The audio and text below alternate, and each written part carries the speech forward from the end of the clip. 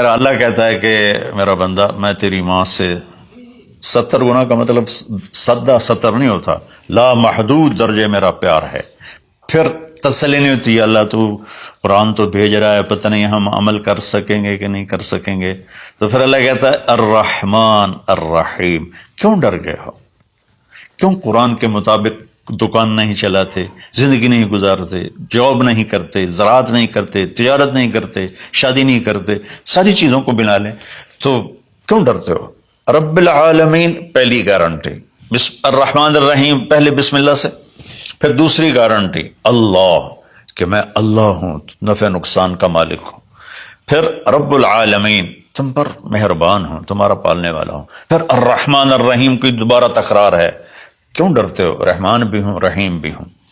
اب اللہ نے جزا سزا کا بھی ایک رکھا نا، کہ بہت سے لوگ ہیں جو محبت کی بات جتنی بھی کرو وہ الٹا ہی سوچتے ہیں، تو اس کو دھمکانے کے لیے مالک یوم الدین. پھر یہ بھی یاد رکھنا کہ میرے پاس جزا سزا کا بھی نظام ہے. اس کو اللہ تعالیٰ اتنے خوبصورت انداز میں بیان کرتا ہے کہ ہم تو چونکہ عرب نہیں ہیں، لیکن عربی کچھ پڑھی تھوڑی بہت، اللہ نے اس کا ذوق بھی دیا. تو ابھی ساری بات ہو رہی کہ وہ ایسا ہے، وہ ایسا ہے، وہ ایسا ہے، لیکن آگے ہے ایاک نعبد و ایاک نستعین. یا اللہ تیری ہی بندگی کرتے ہیں، تجھی سے مدد مانگتے ہیں. تو ایک دم جیسے اللہ سامنے آ گیا ہو، الحمد للہ رب العالمین الرحمن الرحیم. ان الفاظ نے اس طرح کر دیا جیسے اللہ میرے سامنے آ گیا ہے، جیسے کأنک تراہ، جیسے اللہ میرے سامنے آ گیا تو میں کہتا ہوں ایاک نعبد، یا اللہ میں تو تیری ہی بندگی کرتا ہوں، وایاک نستعین، یا اللہ میں صرف تجھے پکارتا ہوں مدد کے لیے، میں کسی اور کو نہیں پکارتا. میرے نبی نے حضرت عبداللہ بن عباس سے فرمایا وَإِذَا سَأَلْتَ فَاسْأَلِ اللَّهِ وَإِذَا اسْتَعَنْتَ فَاسْتَعِنْ بِاللَّهِ. کہ اے بچے، اے میرے یا غلام، اے میرے پیارے چچا زاد بھائی، تو ایسا جب تجھے پکارنا ہو تو اللہ کو پکارنا. مدد کے لیے صرف اللہ ہے جو آتا ہے، اللہ کے سوا کوئی مدد نہیں کر سکتا.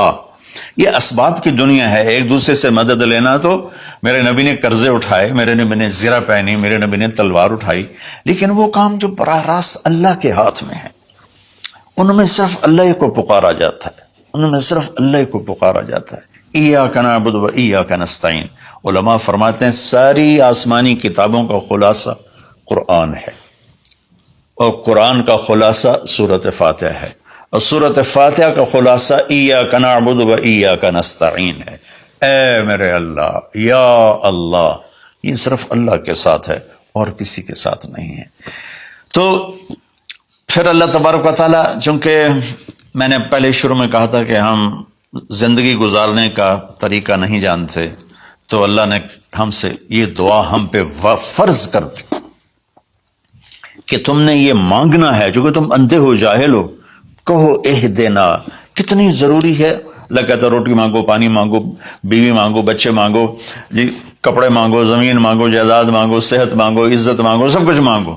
لیکن ایک چیز اللہ نے فرض کر دی کہ میرے بندے، اگر تو ہدایت کے بغیر مر گیا تو برباد ہو جائے گا، لہذا تم پہ واجب کرتا ہوں، فرض کرتا ہوں کہ اہدنا الصراط المستقیم. اہدنا پہلے میں بتا چکا ہوں کہ ہدا، یا اللہ وہ چٹان دکھا دے جس کو دیکھ کر میری زندگی کی راہیں صحیح جگہ تک مجھے پہنچائیں. ہدا.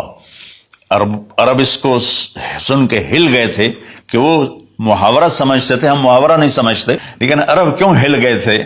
کہتے کیا کمال ہے یار، یہ کیا آدمی کہاں سے بولتا ہے، کیا بولتا ہے.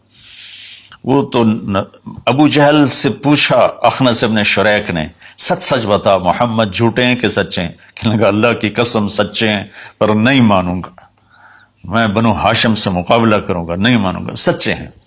تو اہدنا، یا اللہ وہ چٹان دکھا، وہ کیا؟ وہ قرآن ہے جس کو دیکھ کر میں تجھ تک پہنچ جاؤں. صراط، سیدھے راستے کو کہتے ہیں.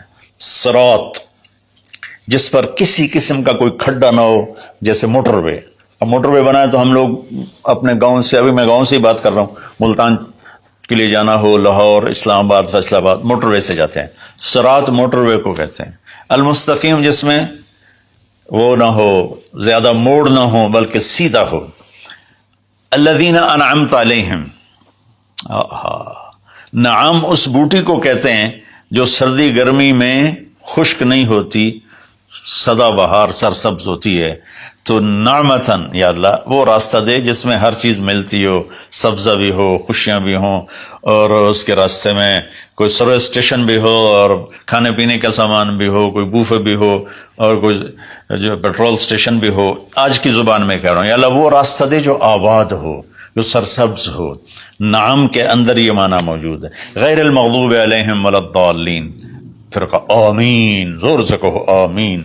تو میرے رب نے فرمایا کہ یہ مانگو کہ مجھے سیدھی راہ دکھا.